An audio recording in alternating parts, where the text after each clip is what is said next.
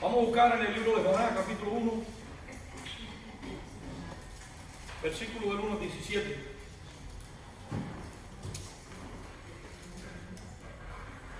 Para tener la clase en esta tarde. Amén. Jonás, capítulo 1, versículo del 1 al versículo 17. ¿Alguien puede leer? Si me puedo leerlo en alto. Jonás capítulo 1, versículo 1 al 17.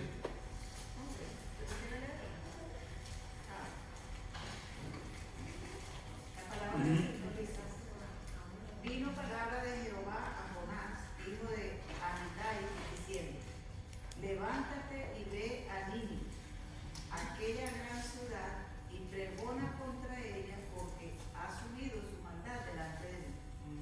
Y Jonás se levantó para huir de la presencia de Jehová y fue a Tarsis, y descendió a Jope, y halló una nave que partía para Tarsis, y pagando su pasaje, entró en ella para irse con ellos a Tarsis, lejos de la presencia de Jehová.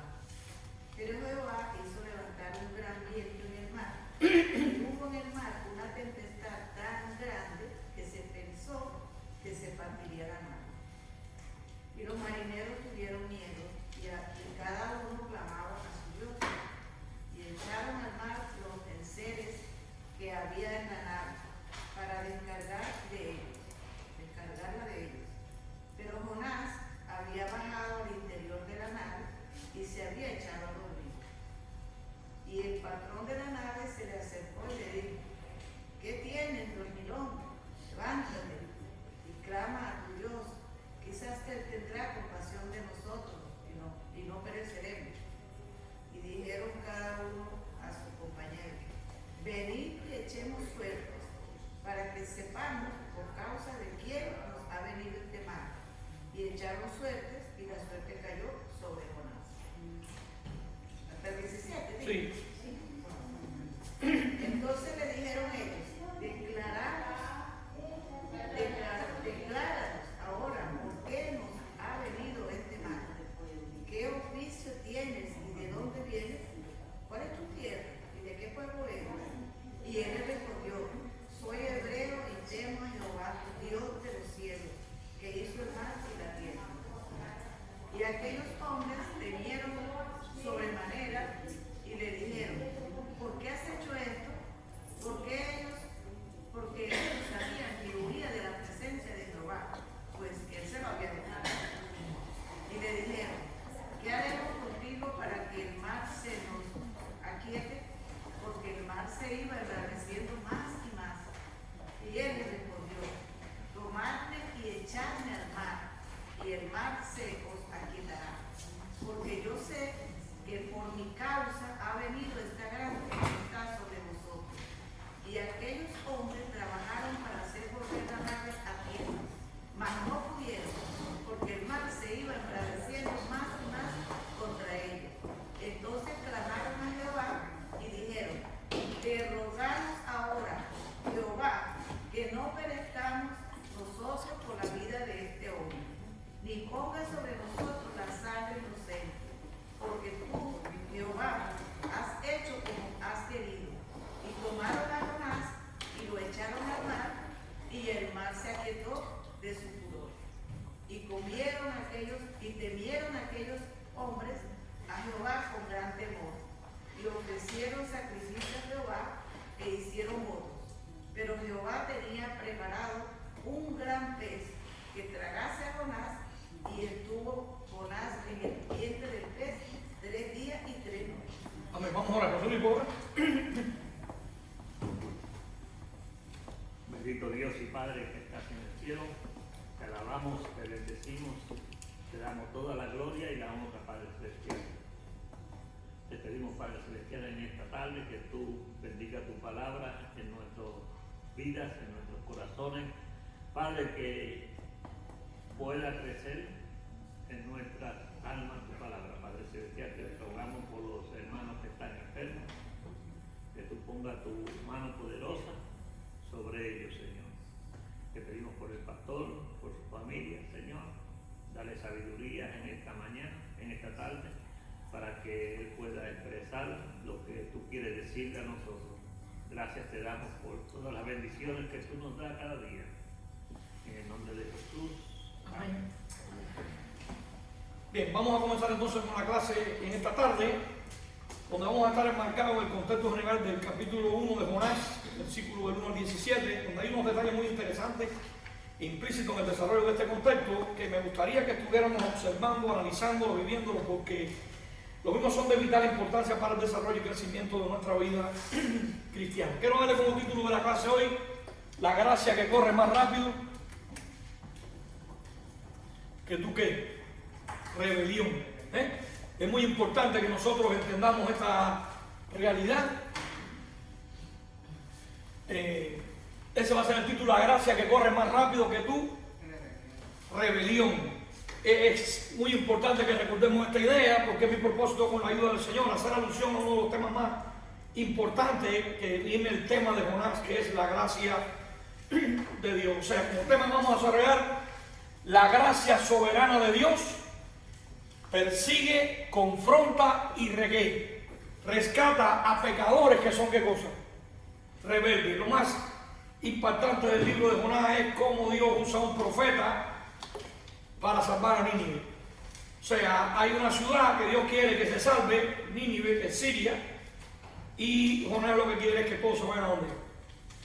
Al infierno. Entonces, todos sabemos la historia, recordando de manera de introducción la realidad de la clase pasada.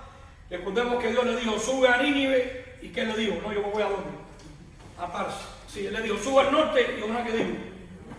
Yo bajo al sur. Entonces, todo el escuchar del libro, nos vamos a dar cuenta que es Jonás bajando. Bajó a Tarsis, bajó al puerto, bajó al barco, bajó a la bodega del barco, bajó al pez, no bajó al infierno, no sé ni cómo, por la misericordia y la gracia, qué cosa, de Dios. Vimos que en el capítulo 1, del 1 al 7, habían 4 tormentas que había pasado Jonás. La primera fue una tormenta de pensamiento. ¿Ves? Dios le dijo: vete a Nínive, y él que dijo: no, me voy para dónde? Para Tarsis. Recuerda que hay tormentas de corrección que se convierten en perfección. Tormentas de corrección y tormentas de perfección. Entonces, la primera tormenta que tuvo, ¿dónde fue? En la mente. Lo vimos, ¿no? Después vimos la tormenta que hubo, la gran tempestad que parecía que se partía, ¿qué cosa? La mar completamente. Esa sería la segunda tormenta que enfrentó ¿quién? Jonás. La tercera tormenta vimos que fue cuando todos los del barco se van en contra de ¿quién? De Jonás. Tiene una tormenta social. Y la cuarta tormenta cuando está dentro del pez 3 días y 3 noches. Y se las algas estaban sobre mi cabeza, todo. O sea, 3 meses, 3 días y 3 noches un pez.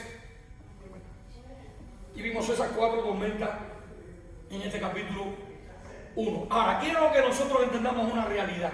Voy a hablar un poco de la idea central del pasaje. Y es que aunque el corazón humano huye de Dios, la gracia en Cristo es más persistente que nuestra rebelión y es más poderosa que nuestro pecado. Es por eso que tengo como objetivo en esta clase que contemplemos la grandeza de la gracia divina y que reconozcamos verdaderamente las idolatrías ocultas que siempre muchas veces están implícitas en nuestro corazón, y que corramos a Cristo, el profeta perfecto, que vino a buscar a salvar a quién, a los que se habían perdido. Ahora, a manera de una pequeña introducción, me gustaría decirle que todos conocemos a Jonás. Cada vez que estudiamos el libro de Jonás o oímos el tema de Jonás, pensamos en un pez, pensamos en una tormenta o pensamos en Nínive. Pero siempre, cada vez que hemos predicado, hemos visto qué cosa. Esas 3 cosas. O hablamos del pez que se tragó Jonás, o hablamos de Jonás que no quería predicarle a Nínive, o hablamos de la tormenta que pasó. Pero cuando nosotros estudiamos verdaderamente el libro de Jonás, el libro de Jonás no trata principalmente de ninguna de esas 3 cosas. El libro de Jonás, la historia de Jonás, no es principalmente acerca de un profeta rebelde, es acerca de un Dios glorioso. Así que vamos a mirar esto desde una perspectiva diferente. O sea, la historia de Jonás no es principalmente acerca de qué, Dijimos que no era acerca de qué, de la tormenta, de Jonás, ni de Nínive. Siempre que estudiamos esta historia, todos conocemos que Jonás es una historia bíblica, pero cada vez que se habla de esta historia pensamos siempre en el pez, pensamos siempre en la tormenta y pensamos en Nínive. En esta tarde vamos a cambiar el cambio, hacer un cambio de paradigma para que nosotros entendamos una realidad diferente. ¿Por qué? Porque cuando nosotros estudiamos desde la perspectiva teocéntrica y bíblica, nos vamos a dar cuenta que el libro de Jonás no trata tanto como el pez, tanto como Jonás, tanto como Nínive, sino que para mí la historia más importante de Jonás no es acerca del profeta rebelde, sino acerca de un gran Dios glorioso. Y vamos a verlo desde la perspectiva bíblica. O sea, vemos en la Biblia, en Jonás, un Dios que ama a personas difíciles de amar. Número 2, vemos un Dios que no abandona a sus hijos cuando estos que huyen. Y un Dios cuya gracia es tan determinada que sigue persiguiendo al pecador, incluso, mis queridos hermanos, cuando este corre en dirección contraria. Recuerde que Jonás era un profeta, hermano, no estamos hablando de cualquier persona. Era un profeta elegido por quién? Por Dios. Sin embargo, Dios le dice: yo quiero que vayas y prediques al norte, a Nínive. ¿Y qué le dijo? No, yo me voy para dónde. Para atrás. Entonces había una lucha de qué? De rebeldía. ¿Por qué? Porque Dios quería que predicara ¿dónde? En Nínive, y él dice: voy para atrás. Hemos hablado de que la voluntad de Dios preceptiva, y hemos hablado muy bien acerca de que la voluntad de Dios es decretada. La voluntad decretada de Dios siempre se va a cumplir. Pero la perspectiva, muchas veces nosotros podemos desobedecerla o no desobedecerla, porque hay una voluntad que es importante que nosotros entendamos, que es la voluntad perceptiva, que tiene que ver con quién, con la voluntad. O sea, está la voluntad operativa, la voluntad motivadora y la voluntad geográfica. La voluntad operativa es el qué estoy haciendo. La voluntad motivadora, por qué lo estoy haciendo. Y la voluntad geográfica, dónde lo estoy haciendo. Voy a explicárselo más claro. Recuerden cuando Dios le dijo a Elías: vete al arroyo de Querí, allí, un adverbio de lugar. Yo he enviado a mis cuervos que te alimenten. ¿No es así? Entonces, la voluntad geográfica era que fuera ¿dónde? Al arroyo de qué? De Querí. Pero entonces, ella dice: pero ¿cómo yo voy a ir ahí? Si yo me fui de ahí y estuve 80 días corriendo, ¿cómo yo voy a ponerme debajo de los pies de nuevo de él, ¿sabes? Si ahí me quieren matar. Yo le digo: no, mira para atrás, porque es allí. 2 años estuvo ahí. Y Dios, ¿qué es? Se encargó de qué? De alimentarlo. ¿Por qué? Porque vemos un Dios soberano que hizo la creación, sustenta la creación, preserva la creación y provee para quién. Para la creación. Entonces vemos un Dios que ama a personas difíciles de amar en el libro. Un Dios que no abandona a sus hijos aun cuando estos huyen. Un Dios cuya gracia es tan determinada que sigue persiguiendo al pecador incluso cuando éste corre en dirección que cosa contraria. Y si somos honestos, esta historia nos incomoda un poco. ¿Por qué lo digo de esta manera? Porque nos muestra que Jonás no es el personaje principal con quien debemos identificarnos. O sea, siempre se ha predicado a la izquierda del libro de Jonás. Yo voy a predicar a la derecha. Diferente. Porque lo voy a predicar desde la perspectiva bíblica. ¿Qué dice la Escritura? Puesto de que la Escritura es inerrante, objetiva, suficiente, tiene una perspicuidad clara, es el fundamento de la verdad revelada por Dios. Y por lo tanto, cada vez que estudiamos la Biblia, tenemos que estudiar lo que dice la Escritura. ¿Qué dice la Biblia? No ir con presuposiciones al texto. Ahora, miremos bien, porque si somos honestos, esta historia muchas veces nos deja un poco incómodos. Porque como dije, nos muestra a Jonás y un profeta que no está obedeciendo a Dios, cuando el profeta siempre obedecía a quién? A Dios. Y ahora tenemos un profeta que está desobedeciendo a Dios y viviendo melalaganariamente a su manera de vivir. Entonces, una de las realidades es que nos muestra que Jonás no es el personaje principal con quien debemos identificarnos en esta historia. Y lo digo de esta manera, hermano, porque tanto tú como yo también somos Jonás. Porque en alguna medida nosotros huimos, en alguna medida en nuestra vida nosotros hemos sido rebeldes. En alguna medida nosotros también resistimos la palabra. En alguna medida nosotros hacemos nuestra voluntad y no la voluntad de Dios. Y en alguna medida nosotros también queremos gobernar nuestra vida. O sea, nosotros queremos vivir la autonomía a mi manera, me da la gana. Obviamente, para eso yo me mantengo, lo mío primero, y yo hago lo que bien desee. Sin embargo, a pesar de todas esas cosas que hacemos muchas veces rebeldes, Dios sigue que goza, buscándolo. En ninguna parte de la Biblia dice que Dios estaba perdido y nosotros lo encontramos. No, lo que dice la Biblia es que Dios nos encontró. ¿A dónde en el Edén? Se escondieron. ¿Y qué le dijo? ¿Dónde estás tú? O sea, toda la Biblia es Dios buscando a quién. A ese hombre rebelde, pecador, que verdaderamente se aleja de sus propósitos. Ahora, para entrar en el desarrollo de esta clase, vamos a ver primeramente, como división principal, que el pecado siempre es una huida del corazón. Vamos a explicar esto mejor. Del versículo 1 al 3. Fíjense bien. Vino palabra de Jehová a Jonás, hijo de Amitai, diciendo: levántate y ve a Nínive, aquella gran ciudad, y pregona contra ella, porque ha subido su maldad delante de mí. ¿Y qué dice el versículo 3? Y Jonás se levantó, ¿para qué? Para huir de la presencia de Jehová a Tarsis, y descendió ¿a dónde? A Jope. Y halló una nave que partía para Tarsis, y pagando su pasaje, entró en ella para irse con ellos a Tarsis. ¿Y qué dice esa frase que es clave varias veces? Lejos de la presencia de Jehová. Hermano, Dios habla claramente: levántate y ve a Nínive. Pero Jonás se levanta y corre ¿en dónde? En dirección opuesta. Dios le dice: vete al norte. Él se fue ¿a dónde? Al sur. Entonces, no fue falta de información,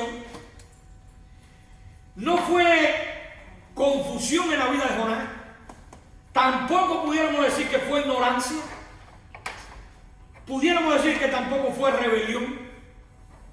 Y somos sinceros, Jonás sabía exactamente lo que Dios quería, simplemente él no quería qué cosa hacerlo. Y pregunto, ¿por qué?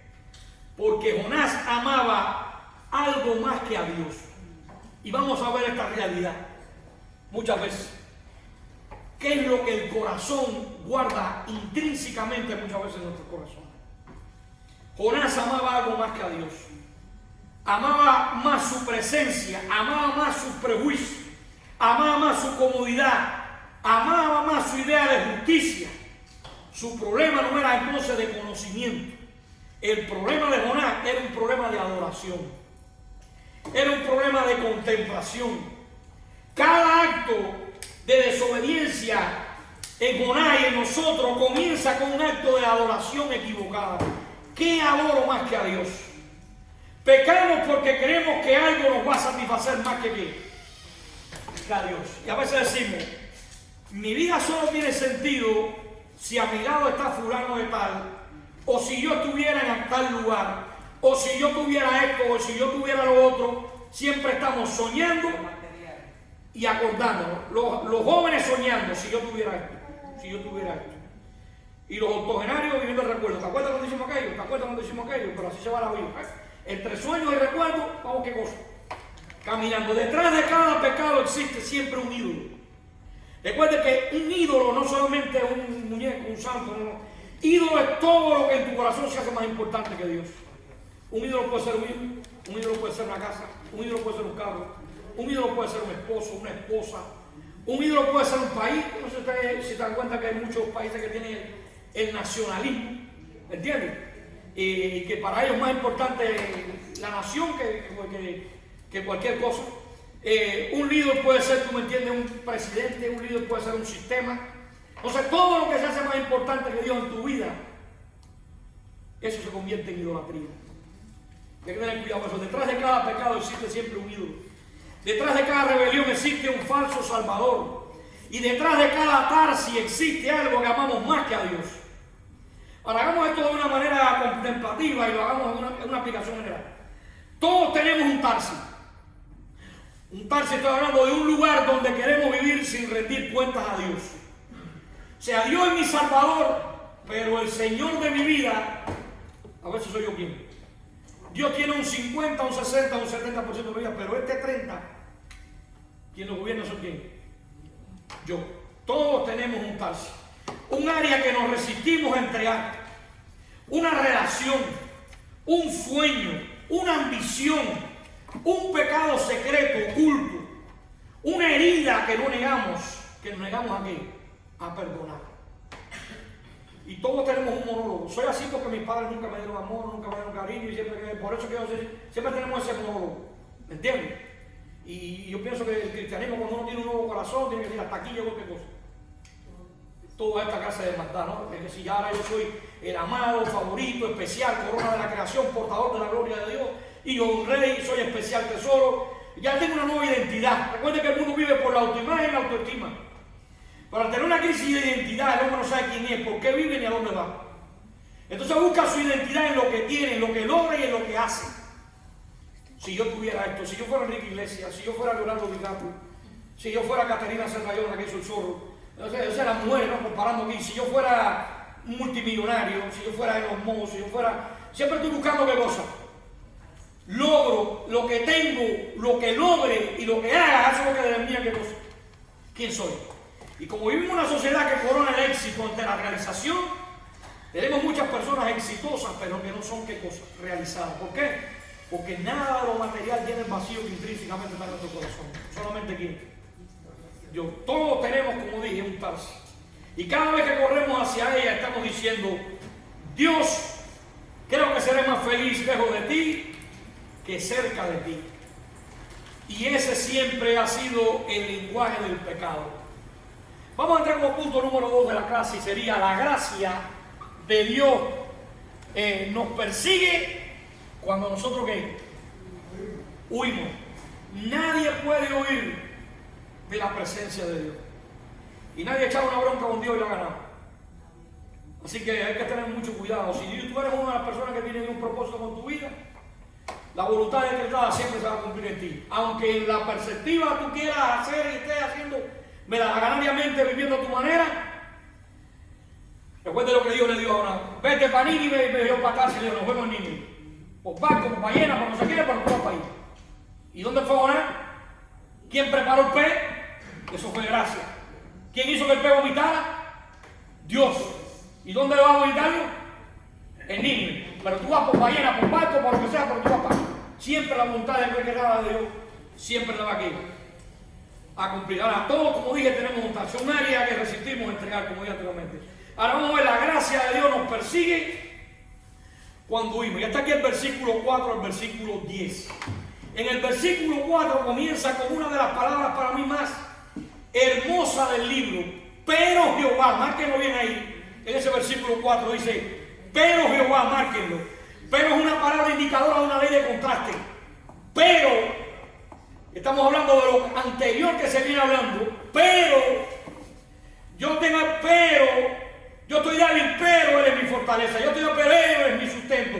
Yo estoy afligido, pero Dios es mi libertador. Pero Dios es mi escudo, es mi fuerza, es mi estandarte, es mi vida, es mi protección, es mi ayudador, es mi rescate. Hizo la obra vicaria, expiatoria, sustitutiva. ¿Ve? Hizo la satisfacción penal y sustitutiva de la expiación. Es mi Dios. ¿Cómo no voy a orar a ese Dios? Entonces el versículo 4 comienza con una de las palabras más hermosas, pero Jehová. Fíjense en el contraste. Jonás corre, pero Jehová. Jonás huye, pero Jehová. Jonás se revela, pero Jehová. ¿Ve ese pero? Está modificando completamente la acción de lo que estaba haciendo que cosa. Jonás, él se iba en rebeldía, pero Jehová lo buscaba en gracia. Entonces, ¿qué esperanza hay en esas palabras, hermano?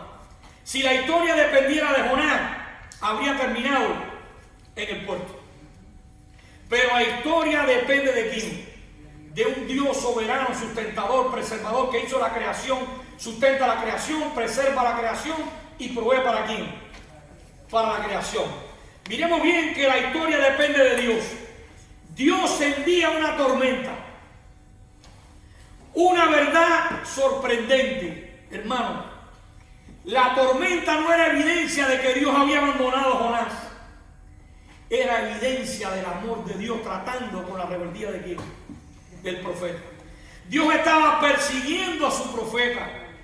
La peor cosa que podía haberle ocurrido a Jonás no era una tormenta. La peor cosa habría sido llegar tranquilamente a casa.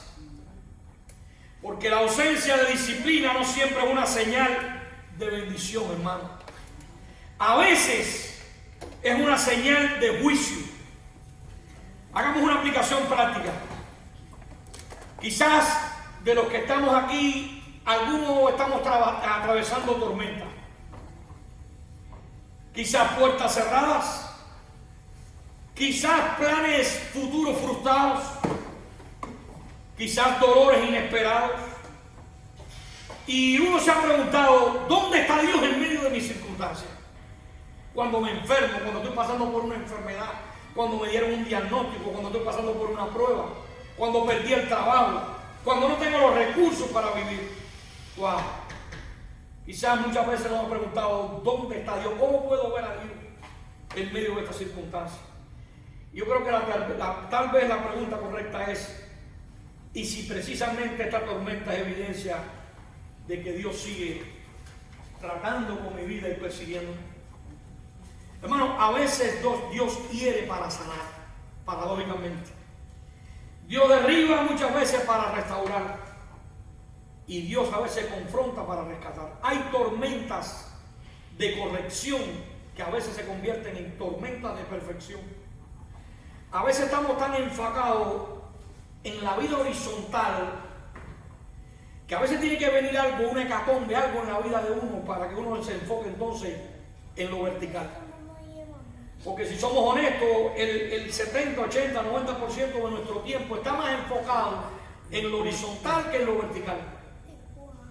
Y el paradigma es: busca primero el reino de Dios y su justicia, y todas las demás cosas serán ¿qué cosas? Hermano, ya las añadiduras están. Ya están.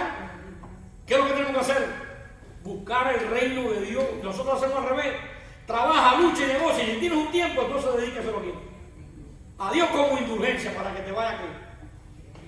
Bien, entonces a veces Dios hiere para sanar, a veces derriba para restaurar, y a veces Dios confronta para rescatar. Porque ama demasiado a sus hijos como para dejarnos destruirse solos. Hay un designio, hay un decreto, hay un orden, hay un plan, y hay un propósito en la vida. Por eso es que en esta tarde vamos a ver como tercer punto nuestra rebelión nunca afecta solo a nosotros. Desgraciadamente las decisiones traen implícitas consecuencias. Tú puedes tomar una mala decisión, pero esto arrastra a tu alrededor a muchas personas. Entonces, Jonás del 1 al versículo 11 al versículo 16. Toda la tripulación está ¿qué cosa? Sufriendo. ¿Por cuenta de quién? De Jonás. Los marineros están temblando. El barco está a punto de hundirse. Todo el mundo asustado. Ay, si morí aquí, si aquí terminó mi historia, mi familia, mis hijos, mi herencia, ¿quién se va a quedar con mis hijos? ¿Quién se va a quedar con mi familia?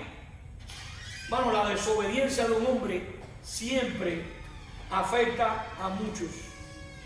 La cultura moderna nos dice: tu vida es tuya. La Biblia responde: tu pecado afecta a tu familia. Tu indiferencia afecta a tus hijos. Tu orgullo afecta a tu matrimonio. Tu frialdad espiritual afecta a tu iglesia. Hagamos una contemplación aquí. El pecado, hermano, siempre promete libertad, pero siempre deja destrucción detrás por donde pasa. Una persona que estaba tomando control de su vida y en realidad estaba perdiendo lo que es todo. Y así ocurre con nosotros. Cada vez que elegimos alejarnos de Dios, terminamos descubriendo, mis queridos hermanos, que la libertad lejos de Él es otra forma de esclavitud. Entonces, veamos el punto número 4 de esta división principal. La gracia es más profunda que nuestra ¿qué? Rebelión. Dice el versículo 17: pero Jehová tenía preparado un pez. Wow. Bueno, la gracia de Dios es más profunda que nuestra rebelión. Llegamos al versículo más famoso del libro. Pero Jehová tenía preparado un gran pez en el momento exacto, con la boca abierta para que lo cogiera de chorba, ahí, ¿ven? Muchas veces, hermano, muchas veces nosotros vemos el pez como castigo. Pero en realidad, cuando vemos la Biblia, el pez fue rescate. El pez fue gracia. El pez fue misericordia. El pez fue salvación. Jonás merecía hundirse. Que dijo, tírenme para abajo. Si quieren pónganme una piedra. Pero para allá no voy. Wow. Jonás merecía morir. Jonás merecía juicio. Pero Dios preparó un medio de rescate. Wow. Contemplemos esta idea. Observe el contraste. Jonás se está huyendo. Dios está preparando. Jonás se revela. Dios está proveyendo. Jonás fracasa. Dios permanece fiel. Porque la fidelidad de Dios nunca descansa sobre nuestra perfección. Descansa sobre el carácter de Dios. Él es fiel. Nunca ha fallado y nunca fallará. Ahora, San Agustín de Hipona decía que el Antiguo Testamento se revela en el Nuevo y que el Nuevo está escondido en el Antiguo Testamento. Entonces, ¿cómo ver a Cristo en medio de este contexto? Y aquí la historia alcanza un punto para mí más glorioso. ¿Por qué? Porque Jonás apunta a alguien mayor. Jonás está apuntando a la cruz. Jonás está apuntando a Jesucristo. Jonás huyó de sus enemigos. Cristo vino a salvar a quién? A sus enemigos. Jonás rechazó llevar gracia a los pecadores. Cristo dejó la gloria celestial para traer gracia a pecadores. Jonás desobedeció. Cristo obedeció perfectamente en un sacrificio propiciatorio y de expiación. Jonás merecía el juicio. Cristo tomó el juicio que nosotros merecíamos. Jonás fue arrojado al mar por su propio pecado. Cristo fue clavado en una cruz por nuestros pecados. Jonás pasó 3 días en las profundidades. Cristo pasó 3 días en el sepulcro. Pero al tercer día, ¿qué hizo? Resucitó victorioso. Así que la esperanza de esta historia no es que te conviertas en un mejor Jonás. La esperanza de esta historia es que existe un Salvador infinitamente mejor que Jonás. Entonces, pregunto en esta tarde, ¿qué te sorprende más? ¿Qué es lo que más te sorprende de esta historia? ¿La tormenta? ¿Quizás el pez? ¿La desobediencia de Jonás? Hermano, lo más asombroso de esta historia debería ser Dios. Un Dios que sigue buscando al profeta que corre. Un Dios que sigue llamando a un hombre rebelde. Un Dios que sigue mostrando misericordia a un pecador rebelde. Un Dios que no abandona la obra de sus manos. Porque la historia de Jonás es realmente la historia de todos nosotros. Una historia de rebelión humana. Una historia de gracia divina. Y quiero hacer un llamado final aquí. Quizás has estado corriendo por mucho tiempo de la presencia de Dios. Quizás has estado corriendo hacia el dinero o hacia lugares equivocados en tu vida. Quizás los 5 sentidos, en vez de ser tus siervos, tus 5 sentidos han sido tus amos. Y has ido a ver cosas que no tienes que ver, y oír cosas que no tienes que oír, y oler cosas que no tienes que oler. En vez de ser tu siervo, estos 5 sentidos se han convertido en tu Señor y amo. Como dije, quizás has corrido hacia el dinero, corrido hacia la aprobación de otras personas, quizás estás corriendo buscando el éxito en tu vida, quizás estás corriendo en tu vida hacia el placer, quizás estás corriendo hacia tener logro, quizás toda tu vida está centrada en lo horizontal de la vida, tratando de llenar de trapo, tripas y tarecos. Quizás estás corriendo hacia tus propios planes. Y mientras corres descubres que tu corazón sigue que los vacíos. ¿Por qué?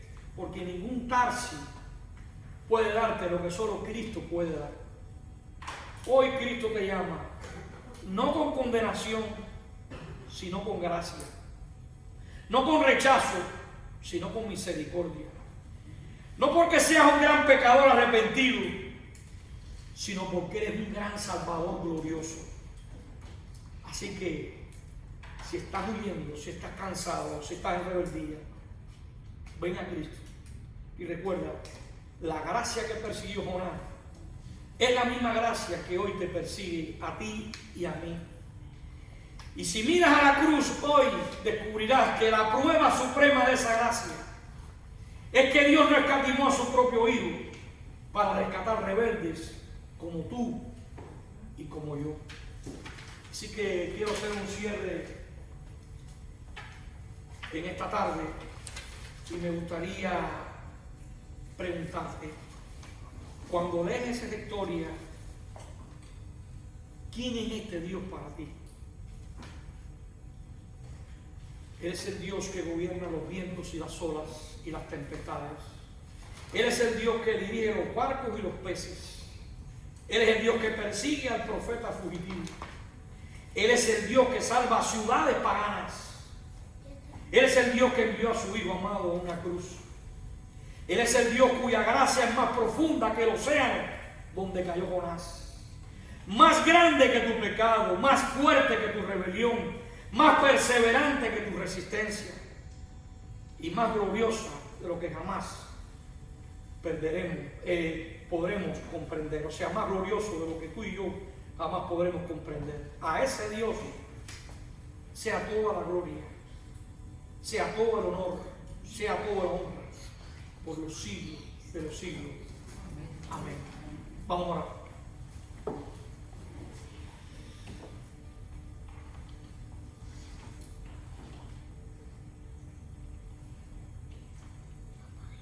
Oh Dios eterno, glorioso en infinito y en santidad, antes de que los montes fueran formados y antes de que los mares, Padre Celestial, conocieran sus límites, antes de que el tiempo comenzara su marcha, desde el siglo y hasta el siglo, tú eres nuestro Dios. Tú habitas en luz inaccesible. No tienes necesidad de nada fuera de ti mismo. No fuiste creado, ni sostenido, ni aconsejado. Eres el Dios, Padre, que es, que era y que ha de venir. Y toda la creación existe para el asombro de tu gloria. Nos detenemos delante de ti con reverencia, Padre, porque hablar de ti es pisar tierra santa. Sin embargo, este Dios tan alto ha mirado al polvo, ha mirado al rebelde, ha mirado al que huye, ha mirado a Jonás, al Jonás que llevamos dentro. Oh Señor, confesamos delante de tu santidad que nuestro problema no es falta de información, sino que es rebelión de nuestro corazón. No solo hemos obedecido tu voz, hemos amado en algún momento hacerlo. No solo hemos oído de tu voluntad, hemos preferido nuestros Tarsis. Padre, hemos creído la mentira de que fuera de ti hay vida. Hemos buscado descanso en lo que nos podemos sostener. Hemos bebido de cisternas rotas que no retienen agua. Hemos amado ídolos que prometen y nunca cumplen. Perdónanos, Señor. Perdónanos no solo por lo que hemos hecho, sino por lo que somos sin tu gracia. Corazones inclinados completamente a huir de tu presencia, con afectos desordenados. Permite, Padre Celestial, que en esta tarde tu Espíritu Santo ilumine nuestras mentes y nuestros corazones para atesorar todas las riquezas inescrutables que están implícitas en el desarrollo de tu palabra. Padre, endereza nuestras voluntades torcidas, quita nuestro orgullo que muchas veces desea gobernar lo que solo tú puedes hacerlo y a ti te pertenece. Y aún así, Padre, qué maravilla contemplar tu gracia. Porque cuando nosotros corrimos, tú perseguiste. Porque cuando nosotros huimos, tú hablaste. Cuando nosotros nos escondimos, tú enviaste tormentas de misericordia. Y cuando nosotros nos hundimos, tú preparaste el rescate. Tu disciplina no fue abandono, fue amor con voz firme, fue misericordia con mano fuerte, fue gracia que no nos dejó destruirnos en silencio. Pero ahora, Dios, la cima de tu gracia no está en el pez, sino en Cristo. Señor Jesús, contemplamos tu gloria y te adoramos en esta tarde. Solo Jesús es nuestro Señor y Salvador. Tú nos corriste de la voluntad del Padre, sino que dijiste, mi comida es hacer la voluntad del que me envió. Tú no huías de los pecadores, sino que viniste a buscarlos. Nos enviaste a Nínive, sino que viniste al mundo perdido. No fuiste perseverando, no fuiste preservando el sufrimiento, sino que lo abrazaste por amor. Y en la cruz, Padre, vemos el centro de toda la historia. El inocente tratado como un culpable, el santo cargando nuestro pecado, el rey colgando como criminal, el hijo abandonado para que rebeldes seamos ¿qué cosa? Adoptados. Y allí, Padre, vemos el honor de nuestro pecado y vemos la belleza infinita de tu amor. Allí vemos que nuestra tarsis fue pagada con sangre y que nuestra huida fue vencida por gracia. Espíritu Santo, ven ahora, ilumina lo que está oculto en nosotros. Muestra nuestra fe, muestra nuestras tarsis secretas, revela los ídolos que todavía gobiernan nuestros corazones, rompe nuestra autosuficiencia, nuestra intolerancia, nuestra intransigencia, nuestro orgullo, destruye nuestra falsa paz en el pecado, atrae nuestros afectos de nuevo a Cristo, haznos odiar lo que destruye el alma, haznos amar lo que la gloria tuya muestra en nuestras vidas y haznos amar lo que glorifica al Padre. Haznos correr no de ti, sino hacia ti. Y Padre, cuando nuestras fuerzas fallen, recuérdanos que no es nuestra fidelidad la que nos sostiene, sino tu fidelidad. Oh Dios, ¿qué somos nosotros para que nos hayas amado así con un amor tan grande? Polvo, y sin embargo fuimos amados. Rebelde, sin embargo fuimos perseguidos. Hijos pródigos, y sin embargo fuimos recibidos y adoptados. Y un día pronto, Padre, la fe será vista, la lucha será descanso, la obediencia será perfecta, y contemplaremos el rostro del Cordero que fue inmolado. Y entonces entenderemos que cada tormenta de nuestra vida, que cada prueba, que cada lucha, que cada disciplina, que cada huida detenida, que cada gracia que nos alcanzó en el camino, fue tu misericordia, fue tu amor prolongado, persiguiéndonos hasta que entremos a casa. A ti, Dios Trino, Padre, Hijo, Espíritu Santo, sea la gloria, la honra y la oración por los siglos de los siglos. Amén. Y que Dios le bendiga a todos.